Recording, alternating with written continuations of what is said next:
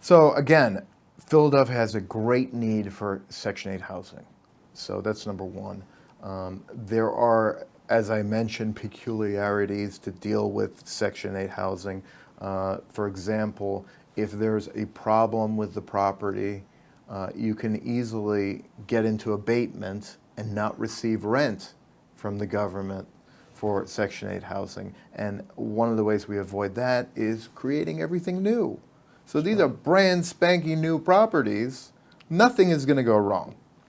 And look, we love the fact that in dealing with Section 8 housing, you're not chasing rents, from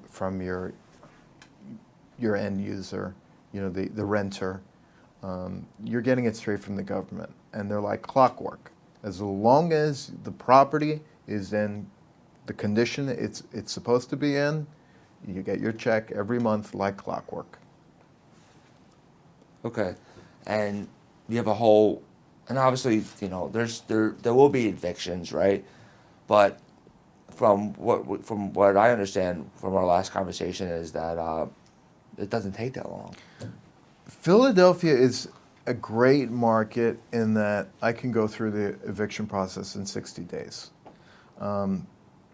Coming from New York, I can tell you I would not invest in Section 8, or I don't particularly like any kind of rental product, multifamily or single family within New York, because a tenant can actually stay rent-free for what could amount to years because of New York, rent control regulation. The fact that the government is just very tenant-friendly.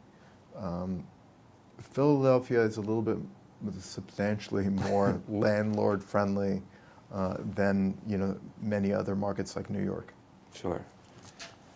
And the other thing is, of course, that in New York you're buying properties at a 2 cap, and wishing for appreciation years later before you make a profit. Whereas here in Philadelphia, we're building to a minimum 10.5 cap. So there's cash flow immediately.